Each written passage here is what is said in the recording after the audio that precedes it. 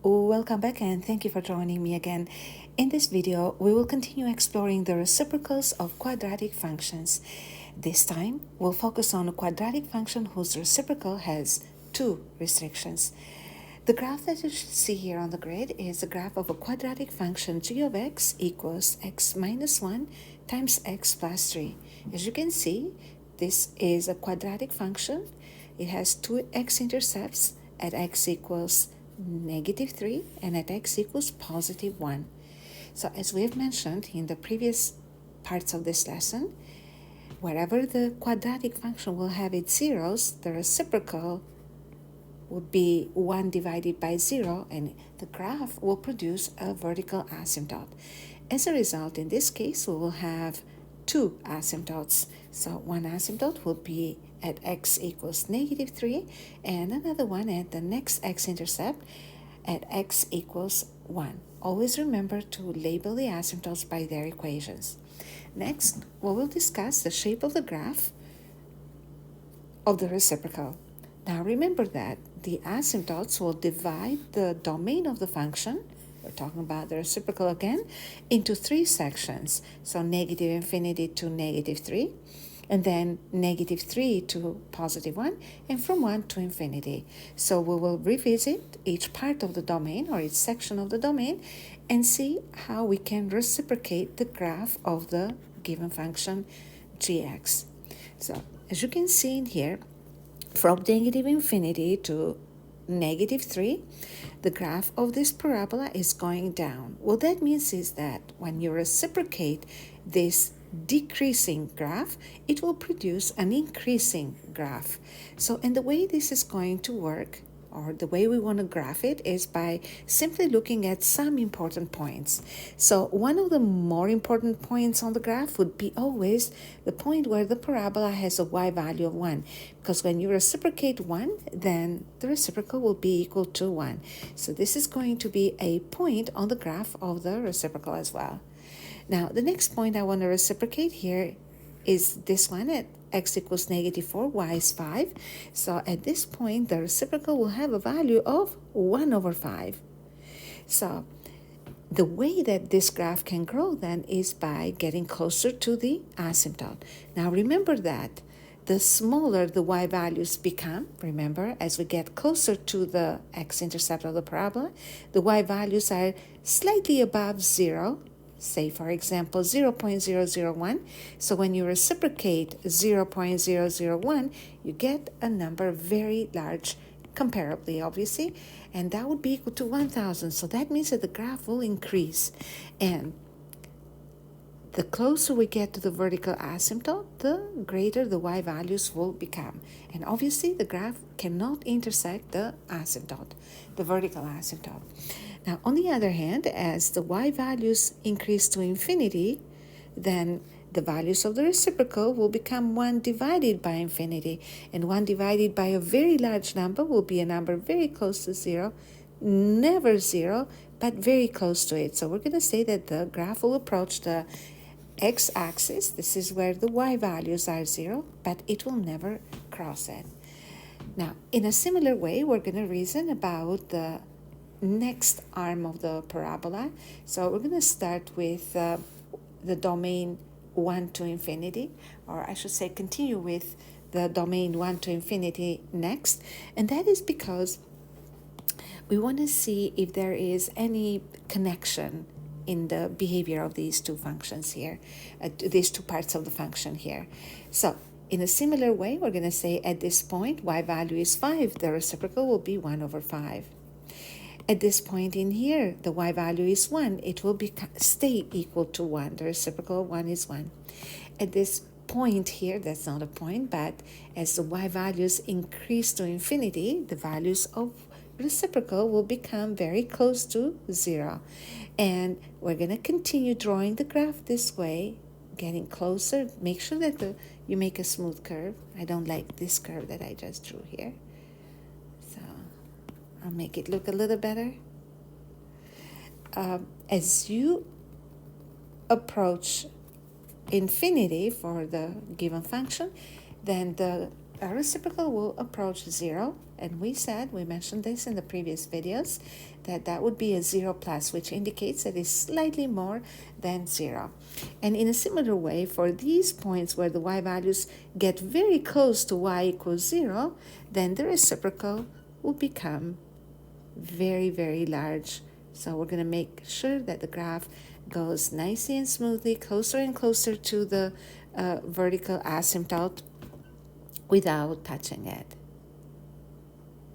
And voila, this is going to be the arm of it. Now, as you can see, and we mentioned this for both these two pieces of the graph, that the graph will get very close to the x-axis, but it will never intersect it. So in this case, we say that the graph will form or will have a horizontal asymptote right on the x-axis. And the horizontal asymptote, if you want to label it by its equation, would be at y equals 0, we'll say. Now, in a similar way, we're going to reason about this section of the graph. And for this, we're going to use these 3 points first. I'm going to start with the point at the center. So here the y value is -4. That will make the reciprocal -1/4. So somewhere in here. Here we have the y value of -3. The reciprocal will be -1/3. In a similar way, -3 reciprocated to -1/3. And as the values of y here get very, very, very close to 0, but remember that we are in the negative y values, so the y values will get 0 negatives, meaning -0.0001. So as they get very close to 0, the reciprocal of a number of a negative number close to 0 will be -infinity. So that tells us that the graph of this function will drop down just like this. Get close to the vertical asymptote, never touching it. And the green graph, along with the vertical and the horizontal asymptotes, will represent the graph of the reciprocal of g of x. Now, if you were to check how the increasing and the decreasing intervals change in here or work together, is the graph of the parabola is decreasing, the graph of the reciprocal is increasing. Always remember, read the graphs left to right. The graph of the parabola is decreasing. For the same interval, the graph of the reciprocal is increasing. The graph of the parabola here again is increasing, the reciprocal is decreasing. And lastly, the graph of parabola is increasing and the reciprocal is decreasing. So let's take a look at the features of each graph again.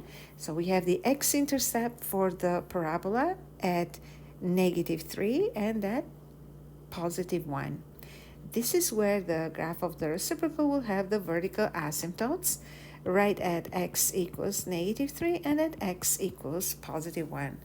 The y-intercept of the parabola is at -3. Now the horizontal asymptote of the reciprocal is at y equals 0. Now let's look at the end behavior of the parabola. So this is x approaching -infinity.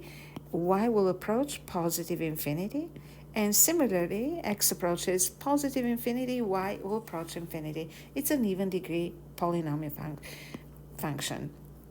Now, let's take a look at the behaviors of the reciprocal at its ends and at the asymptotes.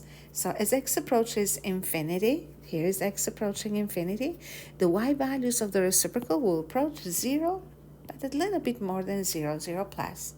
And the same thing happens when x approaches -infinity, so the y values approach 0 plus. When x approaches -3 from the right-hand side, remember that the graph of the function will be right here.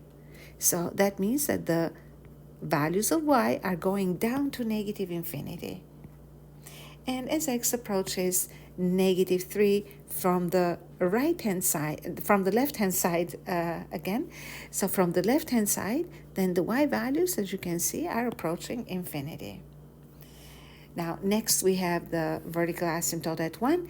As x approaches 1 from the right-hand side, the y values are going up to infinity. And as x approaches 1 from the left-hand side, the y values are going down to negative infinity. Now, what are the intervals of increase and decrease for each of them? Well, let's look at the parabola. So from negative infinity all the way to negative 1, this is where the vertex of the parabola is, or the turning point, then the function will be decreasing.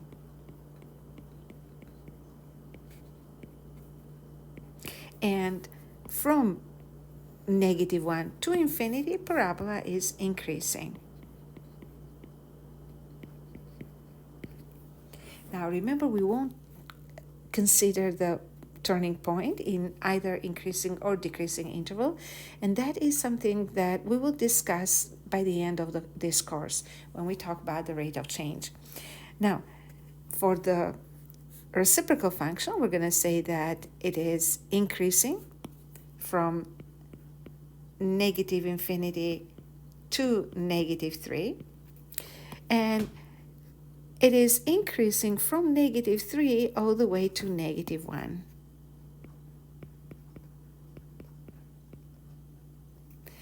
Then it will be decreasing from negative 1 to 1. And again decreasing from 1 to infinity. So as you can see, wherever the graph of the parabola is decreasing, the function will be increasing. And obviously here we have an interruption because of the vertical asymptote at negative 3. But if this weren't in here, then it would perfectly match the decreasing interval of the parabola. Now, in the same way, we can reason about the next function. You can try to do this on your own. I will continue doing this as quickly as we can. Again, here are the x-intercepts of the function mx equals x squared minus 4. And this is where the asymptotes of the reciprocal would be. I would draw the asymptotes and I would label them. One is at negative 2 and one is at x equals positive 2. So next I will try to build the graph of each function. Remember that y equals 1 is a very important point. So this is going to belong to the reciprocal as well, because you reciprocate 1, it stays 1. And same thing is going to happen to this point right here. And the same thing should happen actually at this point where y is negative 1 down here. So mark the points where this graph has a value of either 1 and negative 1, because when you reciprocate 1 or negative 1, it stays the same. Next time we'll reciprocate the y value here, which happens to be 5 again. So that would be 1/5 reciprocated. And this point right here is going to be 1/5 as well. This function seems to have an even symmetry. And now I will reciprocate all these blue points that I've marked on the graph. So we have reciprocal of negative 4 is a quarter. Reciprocal of negative 3, that's negative 1/3. And I do have my y value of negative 1 as well. And I know that as the y values become closer and closer, or get closer and closer to 0, so negative 0.00 something, the reciprocal will turn or will become negative infinity, bigger and bigger. And that's where the graph is going. Now, for this piece or shape part of the graph, we're going to say that then the graph will get closer to the vertical asymptote. As the y values approach infinity, the reciprocal will become close to 0. And as these y values also become positive infinity, the reciprocal will be close to 0. And as you can see here, the graph will get very close to the x-axis and never touching it, which means that the graph has a horizontal asymptote right at y equals 0. Now, let's take a look at the features of both graphs. So we have x squared minus 4 with x-intercepts at 2 and negative 2, vertical asymptotes will be at x equals negative 2 and x equals positive 2. The y-intercept of negative 4, but horizontal asymptote y equals 0. So these are not connected, only these two are. Okay, so wherever the x-intercepts of the graph are, that would be the vertical asymptotes of the reciprocal. So for the parabola, as x approaches positive or negative infinity, both ends will approach the same value, or value of positive infinity in this case. And now for the end behaviors of the reciprocal, we're going to have, as x approaches positive or negative infinity, the y values are approaching 0 plus. Now, if you look at the vertical asymptote of negative 2, negative 2 from the left-hand side, y is going to infinity. From the right-hand side, it's going to be to positive infinity, to negative infinity. So that's negative 2 from the right-hand side, and negative 2 from the left-hand side. And in a similar way, we'll determine the behavior at 2 plus infinity and 2 minus, it's to negative infinity. Increasing and decreasing intervals, you see that this parabola is decreasing from negative infinity to 0. And it is increasing from 0 to infinity, as you can see, from x equals 0 to infinity. So these are the values in charge of these increasing y values. So these are the values of x. Now, the intervals of increase for the reciprocal would be, this is increasing, and this is increasing as well. So we're going to say that it's increasing for x values from negative infinity to negative 2, joined by negative 2 to infinity. So as you can see, again, decreasing interval of the parabola became an increasing interval for the reciprocal, with one exception, the vertical asymptote. And the graph will be decreasing for x values from 0 to positive 2, joined by 2 to infinity. So as you can see, when you graph the reciprocals of a quadratic function, whether it is with one restriction, when you have only one vertical asymptote and you only see these two arms,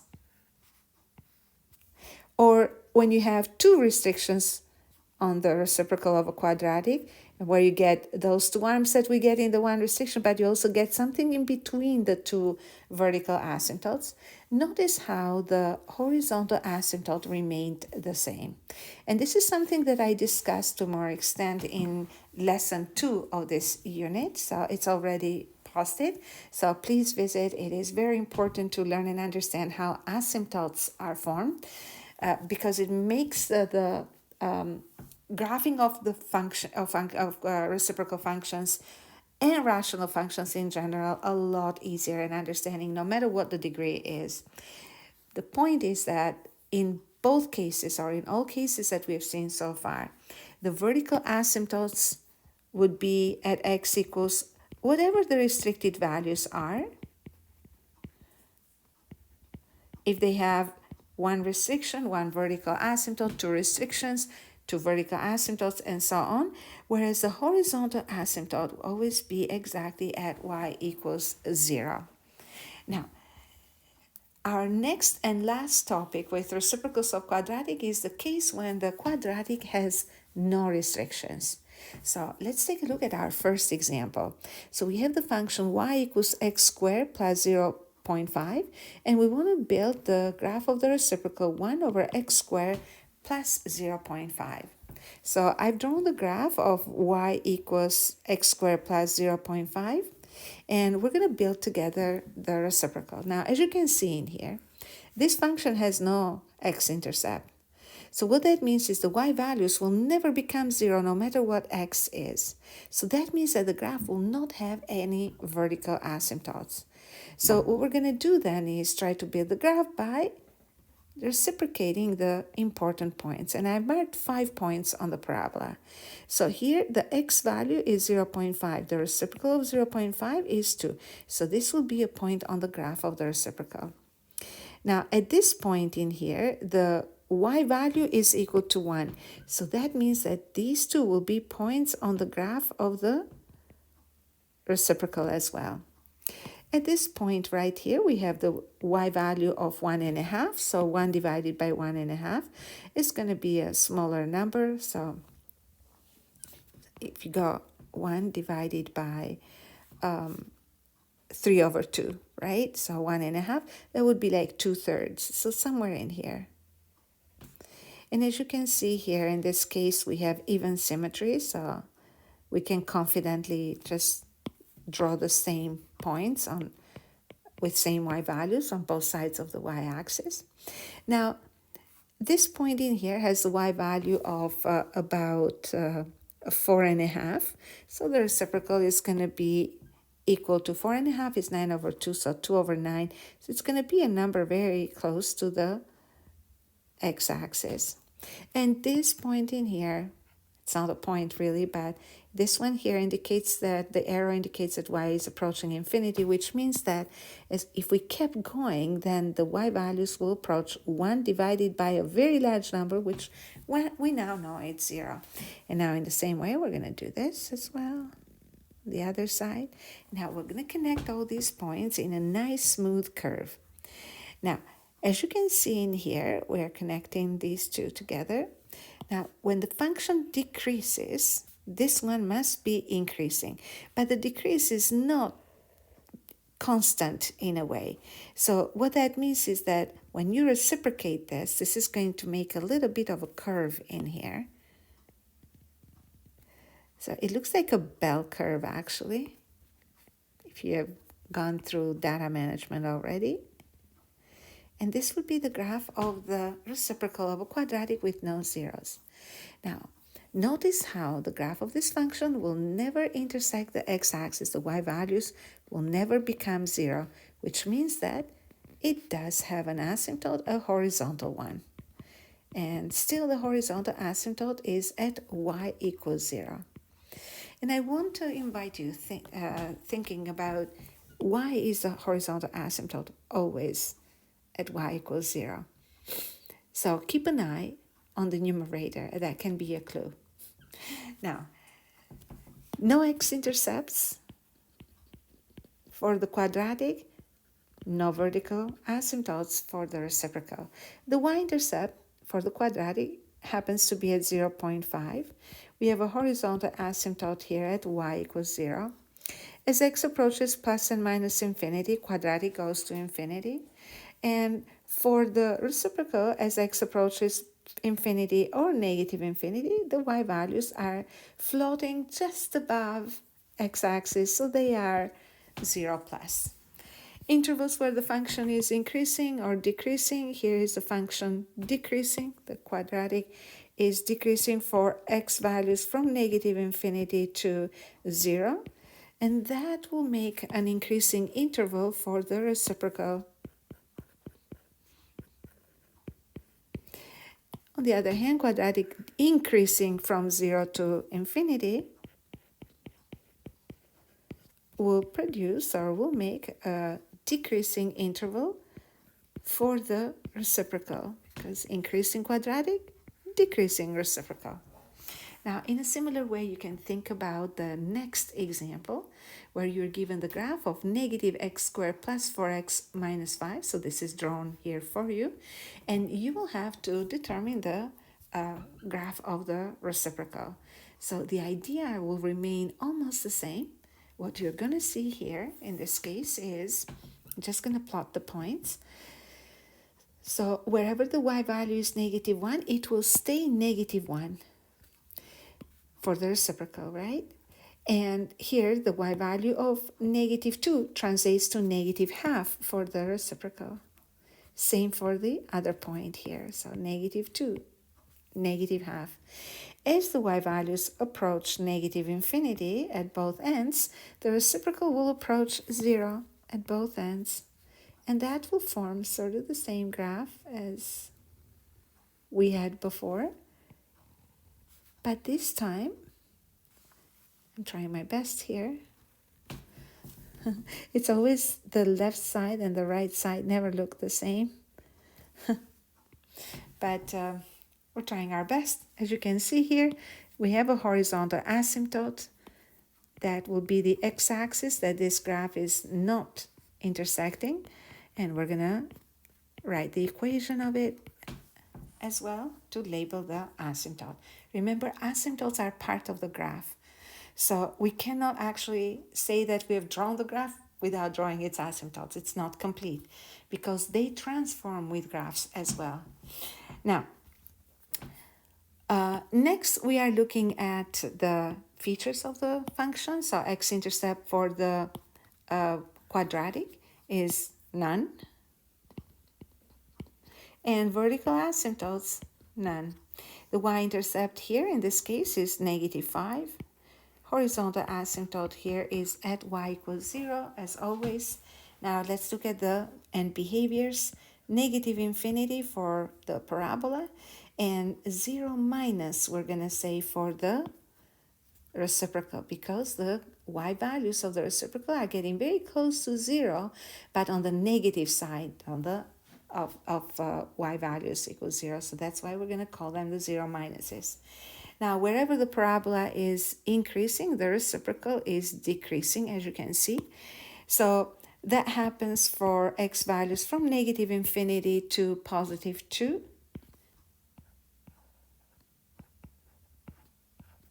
And the parabola will have,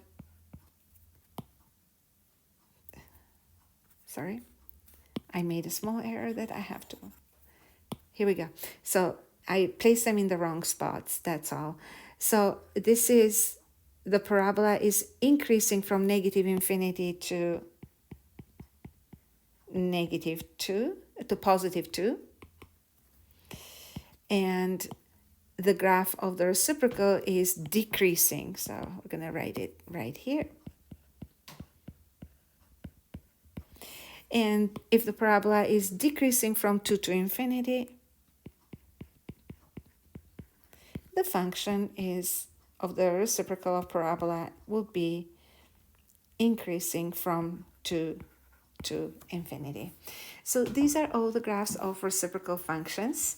One thing that I want us to take away from all these from the entire lesson is that number 1, the vertical asymptotes again will always be at x equals restrictions, and if there are no restrictions in the, or no zeros for the parabola, there will be no restrictions for the reciprocal, and there will be no vertical asymptote. So asymptotes of quadratic functions with no restrictions, and when the numerator is constant, are none.